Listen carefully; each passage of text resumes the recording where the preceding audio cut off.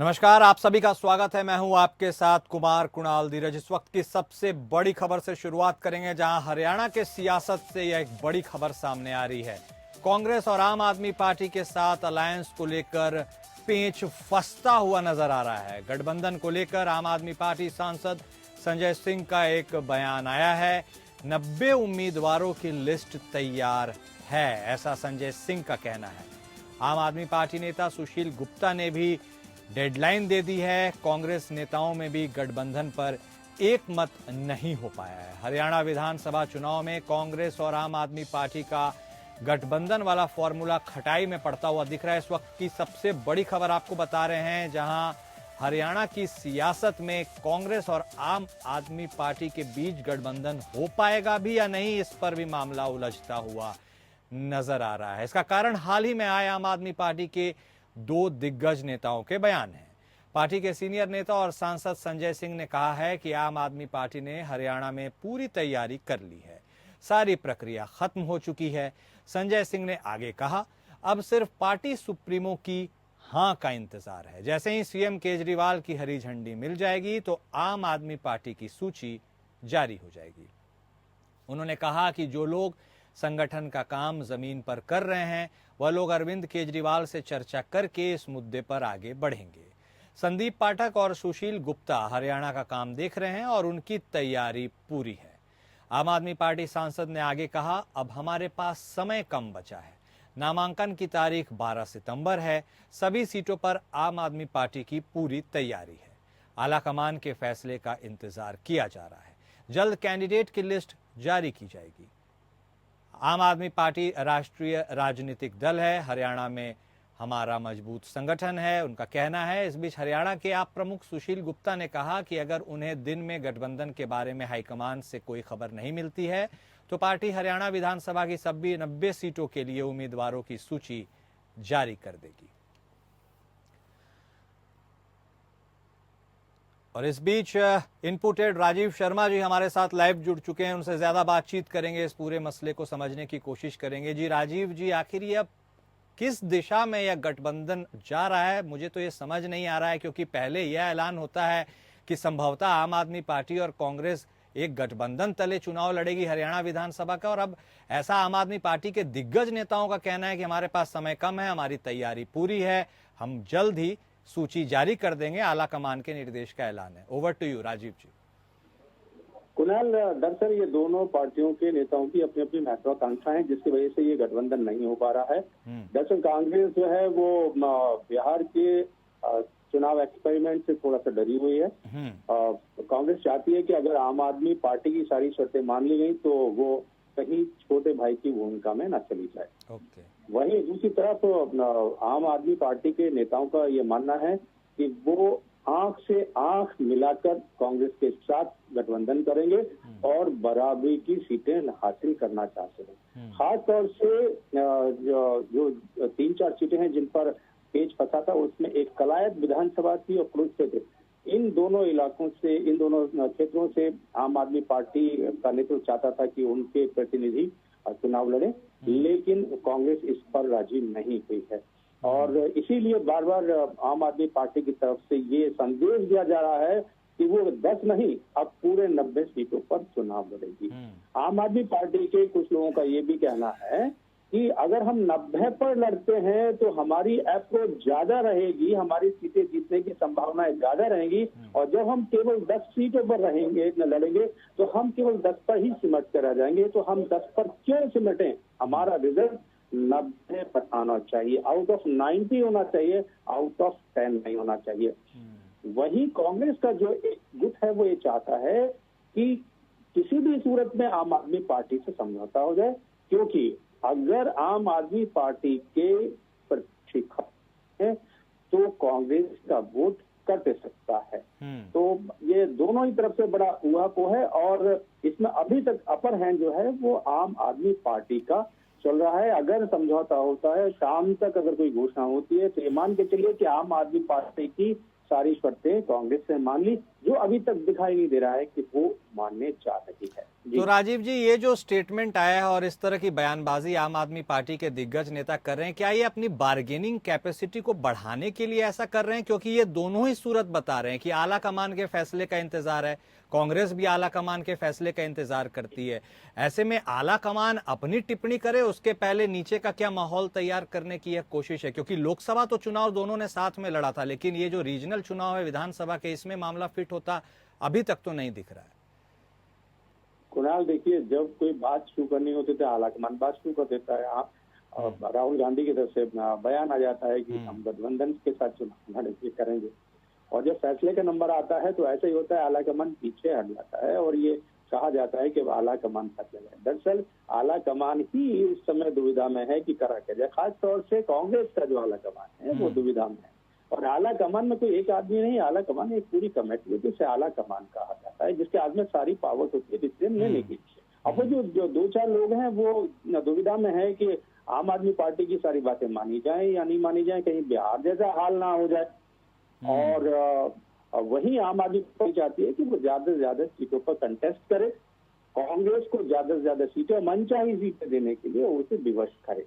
तो ये दुविधा दोनों तरफ से, जैसे मैंने अभी आपसे कहा था, और बहुत अब घंटे बाकी नहीं, हो सकता है शाम तक, रात तक या कल सुबह तक ये हमें सामने आ जाए कि क्या होने जा रहा है हरियाणा विधानसभा चुनाव। जी बिल्कुल बिल्कुल बिल्कुल सही कहा आपने, और सस्पेंस ज्यादा दिन तक अब बरकरार रह नहीं सकता है। 12 तारीख से नामांकन भी शुरू होने। हमारे साथ जुड़ने के लिए और तमाम बातचीत करने के लिए राजीव जी आपका बेहद शुक्रिया। और इस बीच अगली बड़ी खबर आ रही है, जहां आंदोलनकारी डॉक्टर्स पर सुप्रीम कोर्ट ने सख्त और कड़ी टिप्पणी की है। जी हां, आरजीकर मेडिकल कॉलेज से जुड़ी यह खबर हम आपको बता रहे हैं। आरजीकर हॉस्पिटल के डॉक्टर्स पर सुप्रीम कोर्ट की कड़ी टिप्पणी आई है। डॉक्टर्स को काम पर लौटना होगा। सुप्रीम कोर्ट ने यह बात कह दी है, वापस नहीं लौटे तो अब कार्रवाई होगी।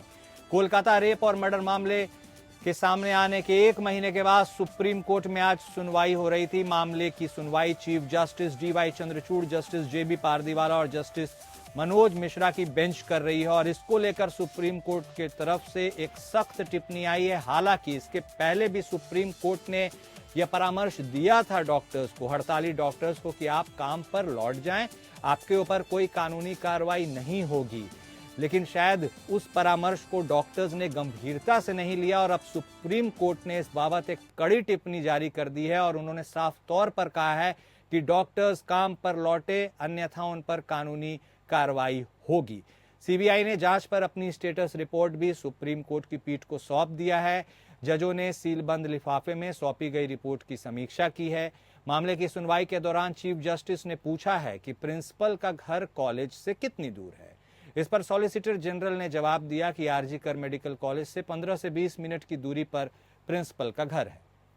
सुनवाई के दौरान पश्चिम बंगाल सरकार ने कहा कि अस्पताल में हुए तोड़फोड़ के मामले अपनी स्टेटस रिपोर्ट दाखिल कर दी है। वह इस बाबत उसने और सीबीआई ने मामले में हुई अभी तक की जांच को लेकर भी अपनी स्टेटस रिपोर्ट दाखिल कर दी है। सहयोगी विवेक सिंह चंदेल इस बीच हमारे साथ फोन लाइन पर जुड़ गए, सीधे उनका रुख करेंगे। जी विवेक, तो एक बार की वह बात थी जब सुप्रीम कोर्ट ने यह सजेस्ट किया था डॉक्टर्स को कि वह काम पर लौट जाएं, और आज नतीजतन ऐसा नहीं होने पर एक तल्ख टिप्पणी सुप्रीम कोर्ट की तरफ से आई है। आज क्या कुछ हुआ इस पूरे सुनवाई के दौरान, हमारे दर्शकों के साथ अपडेट साझा कीजिए विवेक। बिल्कुल, आज जो कोलकाता में आरजीकर मेडिकल कॉलेज और हॉस्पिटल है, इस मामले जो यहाँ पर एक ट्रेनी डॉक्टर हत्या और बलात्कार की घटना हुई थी, उस मामले पर आज सुनवाई हुई। इस मामले में सुप्रीम कोर्ट में जो खास चीजें रही, सबसे बड़ी बात कि जो सुनवाई हुई उसके बाद कोर्ट ने कहा कि सीबीआई इस मामले में स्टेटस रिपोर्ट एक दाखिल करेगी अगली सुनवाई तक। इसके अलावा उनका एक आग्रह और एक तल्ख टिप्पणी जो आपने कही, वो दोनों के बीच की बात थी, जिसमें जो सीबीआई ने स्पष्ट रूप से कहा कि आपको 2 दिन का समय दिया जाता है, क्योंकि सुनवाई के दौरान ही जब ये मामला उठा था तभी कोर्ट ने कह दिया था कि हम डॉक्टरों से आग्रह करेंगे कि वो वापस आए, उनके खिलाफ कोई कार्रवाई नहीं होगी। आप ये, क्योंकि जो डॉक्टर रहते हैं उनका एक कर्तव्य भी होता है, उसका निर्वहन उनको करना जरूरी है, और अगर आप समय से काम पे लौट आएंगे, यानी कि मंगलवार की शाम को 5 बजे तक वापस लौट आएंगे, तो आपके ऊपर, आपके खिलाफ कोई कार्रवाई सुनवाई नहीं की जाएगी। और जहां तक इस मामले में सुनवाई की बात है, सुप्रीम कोर्ट में आज सुनवाई के दौरान बहुत सी चीजें, चाहे वो सीबीआई की तरफ से हो, चाहे पश्चिम बंगाल सरकार की तरफ से हो, वो उठाई गई। उसमें जो एसजी तुषार मेहता थे, सीबीआई की तरफ से थे, और सीआईएसएफ की तरफ से भी उन्होंने एक सवाल जरूर उठाया कि जो सरकार है, यानी प्रदेश सरकार है, सीआईएसएफ जो पर्सनल्स हैं उनको गैजेट्स और जो अकोमोडेशन जैसी चीजें जो उनको प्रोवाइड कराई चाहिए वो नहीं करा पा रहे हैं, जिसका सिब्बल ने विरोध किया। हालांकि इस पर भी कोर्ट ने आदेश जारी किया और ये कहा कि आज शाम को 5 बजे तक जो गैजेट्स और जो उनकी सिक्योरिटी की जो चीजें हैं वो उनको प्रोवाइड कराई जाएं, जबकि ट्रांसपोर्टेशन और अन्य चीजों के लिए रात 9 बजे तक का समय दिया और ये कहा कि ये उनको रात के 9 बजे तक किसी भी ढंग से प्रोवाइड किया जाना चाहिए।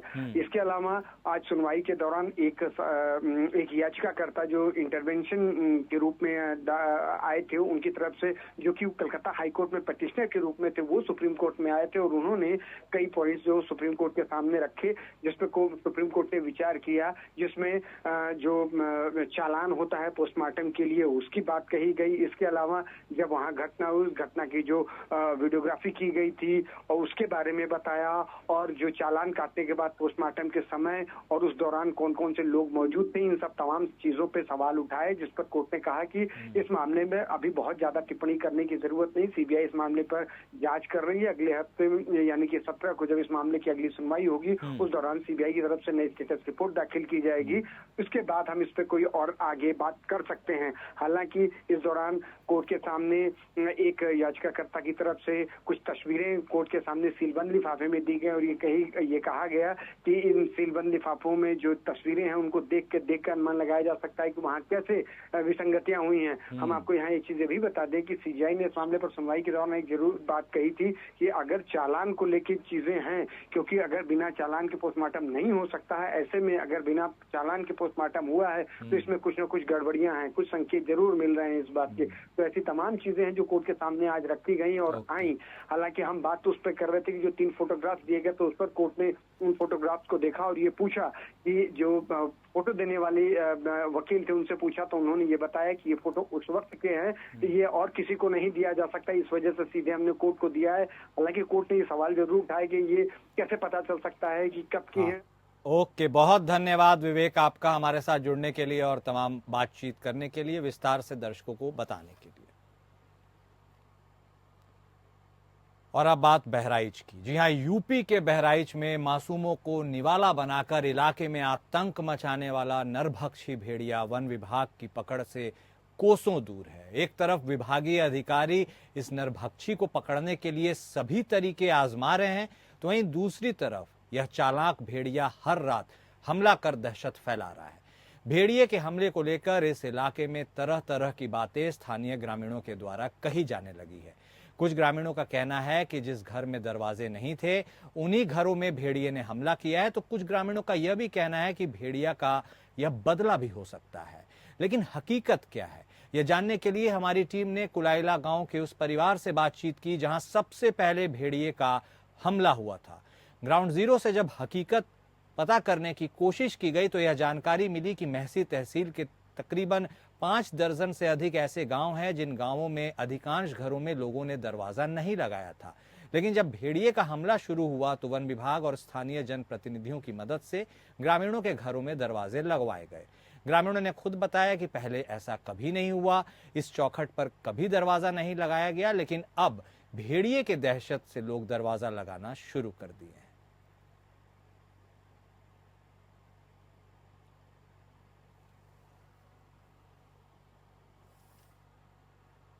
भले ही हम और आप सुकून से चैन की नींद सो रहे हों, लेकिन जनपद बहराइच के महसी के उन 50 गांव के लोगों के हालात को समझिए जो अपने मासूम की जिंदगी बचाने के लिए पूरी रात जागते हैं और अपने गांव के गलियों और चौराहों पर अब थाली ताली और जागते रहो का शोर मचाकर अपने कलेजे के टुकड़े की वो रक्षा करते हैं। इन दिनों नरभक्षी भेड़िए का आतंक इस कदर है कि लोग जान हथेली पर रखकर पूरी रात जाग कर काट रहे हैं और भेड़िए की आहट आते ही थाली ताली और शोरगुल मचाकर वह शोर मचाने लगते हैं। सिसैया गांव के ग्रामीणों का कहना है कि अब वन विभाग के वादों से उनका भरोसा उठने सा लगा है। इसलिए वो खुद अपने परिवार की रक्षा के लिए कुछ भी करने को तैयार हैं। आक्रोशित ग्रामीणों ने यह भी बताया कि वन विभाग लगातार नरभक्षी भेड़ियों को जल्दी पकड़ने का दावा तो करता है, पर सभी वादे और दावे फेल साबित हो रहे हैं। अब ग्रामीण अपनों की जिंदगी बचाने के लिए पूरी रात जागने और थाली और ताली बजाने पर मजबूर हैं। इस आदमखोर भेड़िए की दस्तक से आतंक इस कदर व्याप्त है कि लोग दिन रात लाठी डंडा लेकर पहरेदारी करने पर विवश हो चुके हैं। पिछले 2 महीनों से बहराइच के मासी इलाके में आतंक मचाने वाले खूंखार भेड़िया पिंजरे में कैद हो गया है, मगर लोगों में अभी भी दहशत बना हुआ है कि क्या पता और तो नहीं।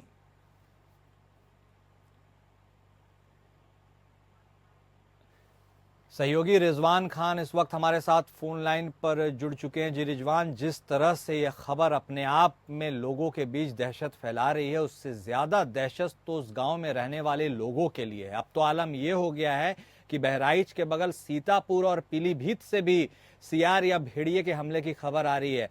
हालांकि बहराइच में यह पूरा मामला क्या है, अब तक कितने भेड़िए पकड़ में आए और लोगों की क्या स्थिति है, बताइए।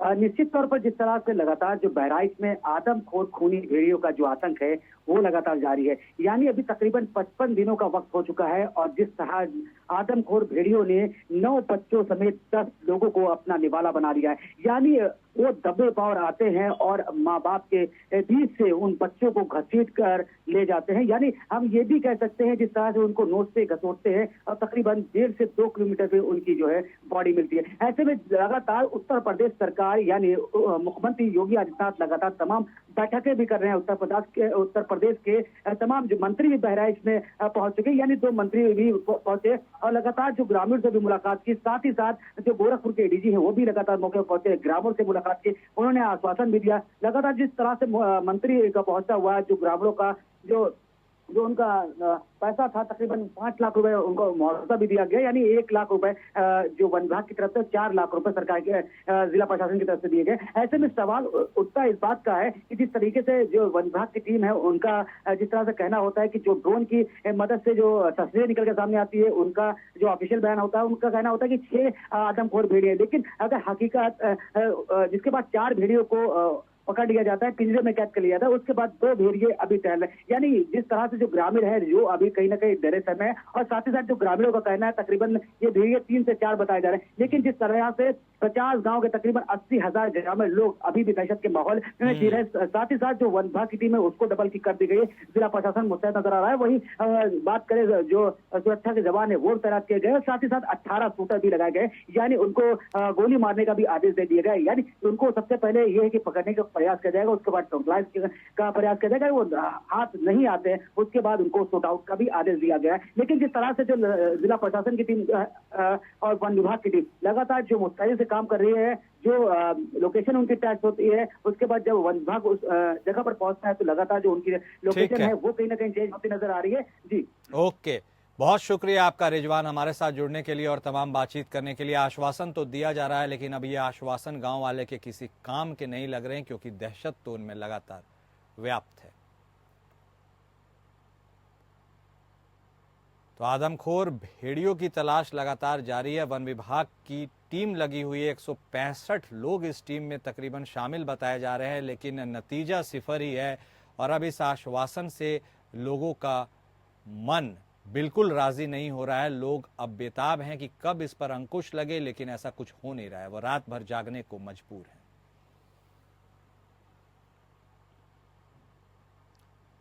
वहीं गाजियाबाद शहर विधानसभा सीट पर होने वाले उपचुनाव में बीजेपी में लगातार दावेदारों की संख्या बढ़ती जा रही है। ऐसे में टिकट हासिल करने की लड़ाई कड़ी हो गई है। टिकट के दावेदारों में गाजियाबाद शहर विधानसभा क्षेत्र में रहने वाले बीजेपी नेता ही नहीं, बल्कि जिले और जिले के बाहर रहने वाले बीजेपी नेता भी अब शामिल हैं। अब देखना यह है कि पार्टी आखिरकार किस पर भरोसा जताती है।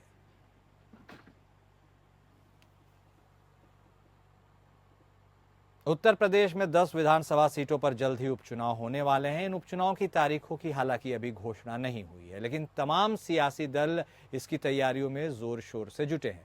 इसी कड़ी में समाजवादी पार्टी और कांग्रेस के बीच यह चुनाव मिलकर लड़ने की बातचीत चल रही है। इसे लेकर प्रियंका गांधी ने यूपी के कांग्रेस अध्यक्ष अजय राय और सभी नवनियुक्त सचिवों से शनिवार शाम दिल्ली में एक मुलाकात की। सूत्रों के मुताबिक इस दौरान यूपी की 10 सीटों पर उपचुनाव को लेकर चर्चा हुई। खबर है कि प्रियंका गांधी ने समाजवादी पार्टी और कांग्रेस के बीच गठबंधन के लिए 60:40 का फॉर्मूला दिया है। उन्होंने कांग्रेस नेताओं को यह कहा है कि 4 से कम सीटों पर गठबंधन की बात न मानी जाए। हालांकि समाजवादी पार्टी लोकसभा चुनाव के फॉर्मूले के तहत ही उपचुनाव में गठबंधन चाहती है और कांग्रेस को अधिकतम 2 सीट्स ऑफर की जा रही है। कांग्रेस सूत्रों के मुताबिक अगर दोनों दलों के नेतृत्व में फाइनल बातचीत हो जाती है तो शायद कांग्रेस 3 सीटों पर भी राजी हो जाए।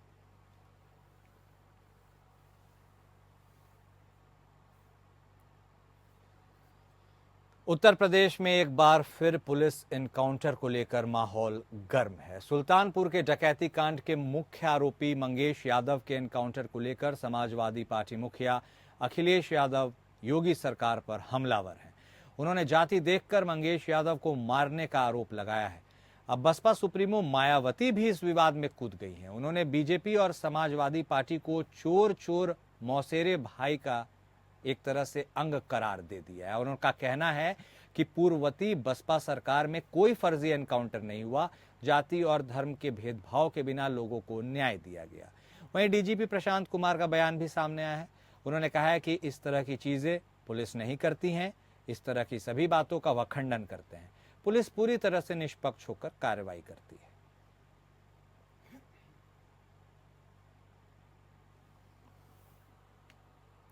वहीं कानपुर में कालिंदी एक्सप्रेस मामले में जांच एजेंसियों द्वारा एफआईआर दर्ज कर ली गई है। इस मामले की जांच के लिए आईबी और एसटीएफ की टीमें लगाई गई हैं। पुलिस ने अब तक 6 संदिग्ध लोगों को हिरासत में लिया है। देर रात ट्रक पर गैस से भरे सिलेंडर से ट्रेन टकरा गई थी, जिसके बाद आरपीएफ और जीआरपी के अधिकारी सख्ते में हैं। प्रारंभिक जांच के अनुसार इस मामले में साजिश के तहत यह सब किया गया है, ऐसा अंदेशा जताया जा रहा है। वहीं बिहार की राजधानी पटना में बीजेपी के पूर्व मंडल अध्यक्ष की गोली मारकर हत्या कर दी गई है। हमलावर चेन छीनने की कोशिश कर रहे थे और विरोध करने पर उन्होंने पूर्व मंडल अध्यक्ष का मर्डर कर दिया। बताया जा रहा है कि मुन्ना शर्मा पुजारी भी थे। वारदात पटना सिटी इलाके की है। हमलावर बीजेपी के पूर्व मंडल अध्यक्ष मुन्ना शर्मा के गले से सोने की चेन को छीनने की कोशिश कर रहे थे, लेकिन मुन्ना शर्मा ने उनका विरोध किया, जिसके बाद आरोपियों ने उन्हें गोली मार दी। गोली लगने के बाद उनकी मौके पर ही मौत हो गई। पुलिस ने शव को कब्जे में लेकर पोस्टमार्टम के लिए नालंदा मेडिकल कॉलेज अस्पताल भेज दिया है। इस घटना के बाद स्थानीय लोगों में आक्रोश है।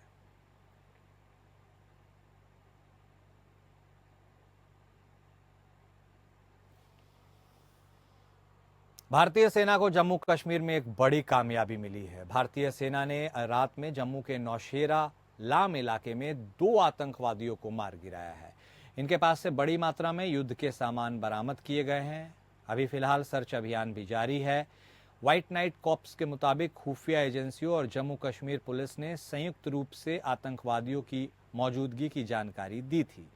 जम्मू कश्मीर पुलिस और खुफिया एजेंसियों से मिली जानकारी के बाद सेना ने इलाके में घुसपैठ विरोधी अभियान शुरू किया। कुछ घंटे तक चले मुठभेड़ के बाद सेना ने आतंकियों को मार गिराया। बताया जा रहा है कि आतंकवादी बड़े हमले की फिराक में थे।